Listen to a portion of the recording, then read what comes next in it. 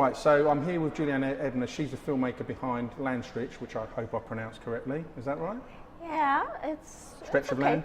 Yeah. Okay. Now, normally I would ask the filmmaker to give us a synopsis, so I'm going to do that in a moment. So congratulations, welcome to London, welcome to Fusion. Oh, hey. Thank you, welcome. So this is a half an hour animated film which is based upon hundreds of drawings and tells of a German family fate between the end of World War II and the fall of the Berlin Wall. There's more, but I won't go into that. I've seen it a couple of times. I was watching it again today, and the animation technique is almost like, how do I describe it? To me, this is my opinion, is almost like a flick book, what we call, you know when you get pieces of paper and you flick, that's how I perceived it, but it's a really clever film, short film. So, first of all, how long did it take to make it? What was the time? How long did it take to make this film? And also, why did you decide to make the film? So that's a difficult question, how long it took Approximately. to do it, because I was really working all the time, days and nights, and I think it was a little bit more than 1 year. Oh, right, I'm glad. But in this year I did not meet anybody, I was not at one birthday party, I forgot the weather. That's not right, so, is it? Yeah, and now I think it was really not such a long time for the work. Yeah, so it was 1 year, around 1 year. So, and why did you make, what pushed you to make the film, to tell the story? Yeah, so it was really a lucky situation for me. I always had the story in the mind, and I think I spoke with people about the idea. I told friends the story, and that I was always in the feeling I want to tell the story, and then I got the chance to make this film because I got the Auftrag. Right. What is that? So people said do it, and it was a collection of art of the Deutscher Bundestag, and they said, so we do have money for you, you can live and work 1 year, do it. So I did it. So that time period between the end of the Second World War and the Iron Curtain and the wall going up and then the wall coming down, how is that? It's a bit of a silly question, this, but obviously it's still relatively fresh in people's minds. But is it discussed a lot in German culture? I mean, particularly in Berlin, I know, you know. Yeah. But how are people very open about that? Does that kind of make sense? Yeah, I think that's really an interesting question, because now I think, of course, yes, it's part of our German history, and I think there isn't one family history at Germany which is not connected to these points. Yeah. But in the other hand, often we are not really knowing that. We are not sure about it, but the truth is, it's a fact. That's our history. Yeah, it is. It is. It is. I mean, I'm unfortunately. It's crazy, but it is. Yeah, it's true. Yeah, I mean, I'm of an age I can remember the Berlin Wall and I can remember the wall coming down, and of course your daughter is too young to remember that. So it's very important that these people, I guess, are reminded of what happened. You know, why that was there. But I guess what I'm trying to work out is why you decided to make an animated film. You know, is your specialisation animation, or do you work in all art forms? Yeah, so there are different reasons why I did that. So the one reason is that's all I can. That's all I can. Right. I love to make drawings, ink drawings at paper, and that's my language. That's my artist language. Oh no, it's beautifully drawn. I mean, I really love the film, and I love the technique. It's very clever. Yes.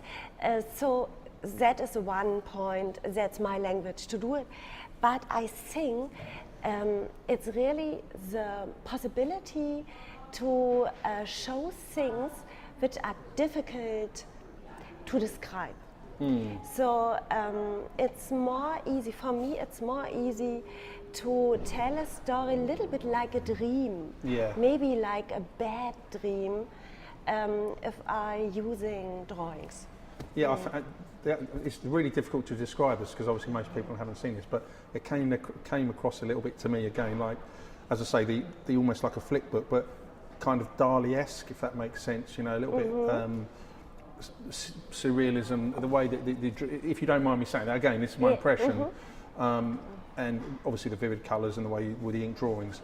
So I can see why you did it, and it is a really well told story, but are you happy with it? I mean, that's a silly question, but do you wish you'd done other things in there, or is it pretty much how you hoped the film would be? I have to say, I'm really so happy with the film. Yeah. I have to say that, and I'm so happy that it's done, that it's ready. And I think, now we are back to the first question, it was necessary to do it very, very quick, because it was not able to make one break. I think now,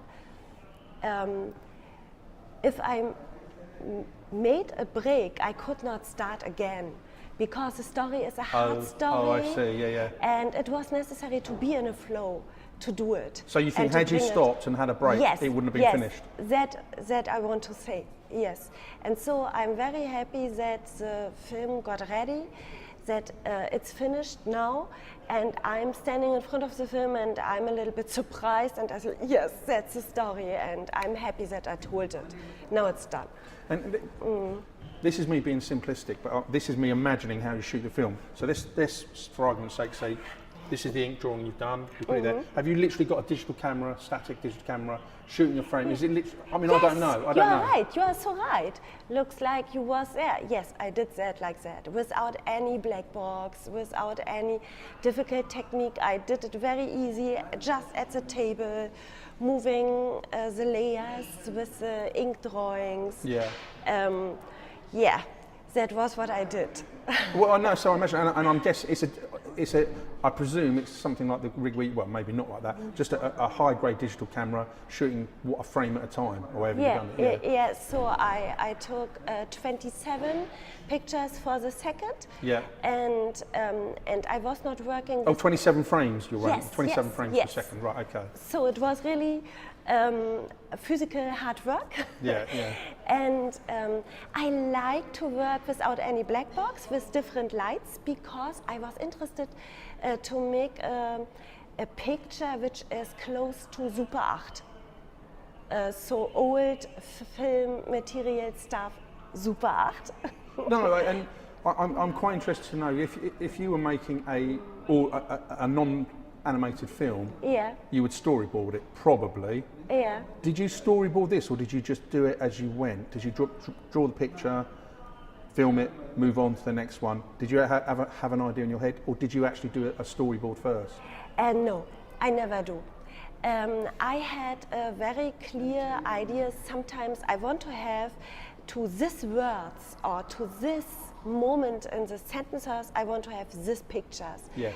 But I was not sure how to go to this picture. But I have some clear ideas. For instance, I was interested in working without a lot of cuts, and I liked to work always with the same tempo. Yeah. That was what I did. The same kind of speed? Yes. So I can't imagine, this is me again, I can't imagine you sitting in a room, eating and drinking and working, going to sleep, getting up, sleeping, eating, working. I mean, you must have had some kind of breaks, but were they long days? Were you literally working from, I don't know, 9 in the morning till 10 at night? I mean... Yeah, that was what I said. So I really worked the whole time. I slept not a lot in this time, really not. Only so no hours. Parties, no seeing friends, no holidays? Yes, like that. And it was necessary. That was the only way to get it ready.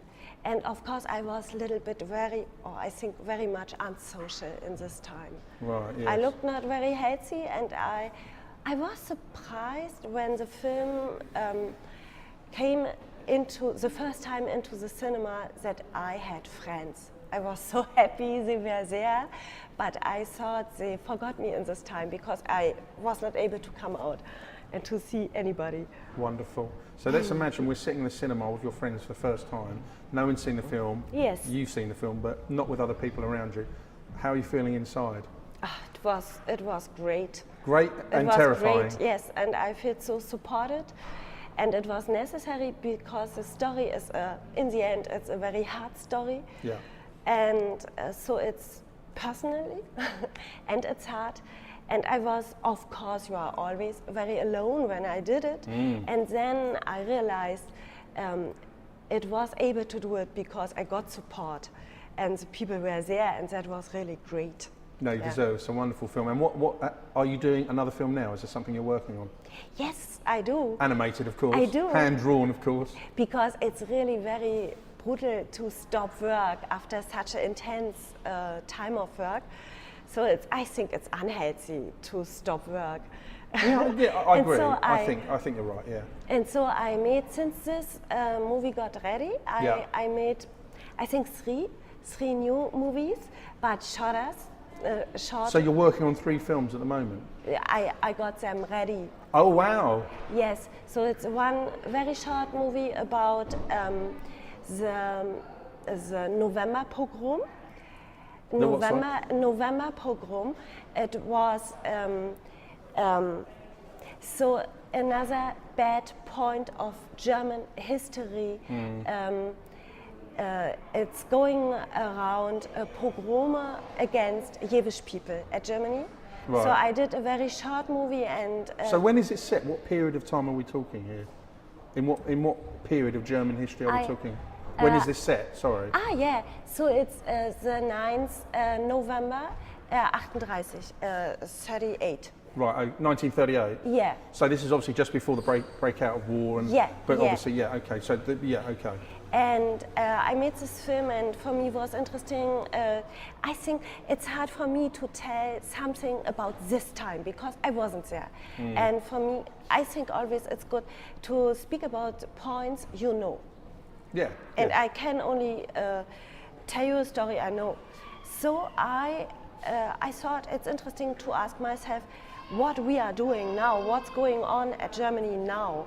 And I think there is a lot going on, and there's some issues. Well, it's the same in our country. About life of Jewish people at Germany now, and I was interested in this point for this little film. Yeah. Then I did another film. It's the story of the grandmother of a friend of mine. Okay. Because I was so much in the grandmother stories and in the generation stories.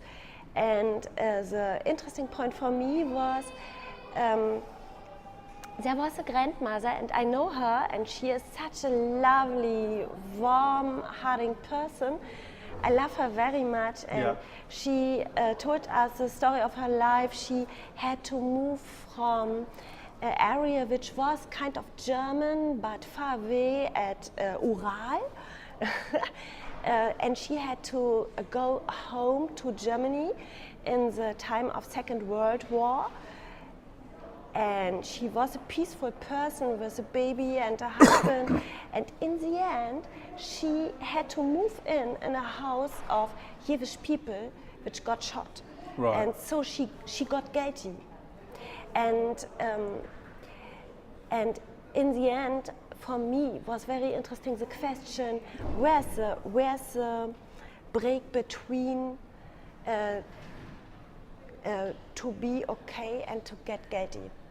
And I think maybe it's healthy to have this question in the mind. Yeah, I think so. Look, you said, no, you're right, definitely, because you said something earlier. If the history is there, however bleak it is, you can't brush it under the carpet because it's happened. Yeah. And I think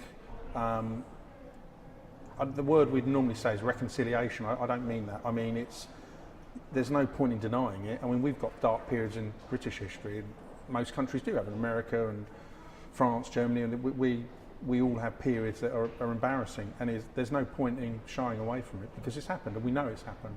Yeah. And I suppose the difficulty is if you're making films that are based in the period either just before, just during, or after World War II, the people that are alive there's not many left, is Yes. there? Frankly. So Yes. if you want a first-person perspective, unless you act quickly, you're never going to get it, are you? Yes.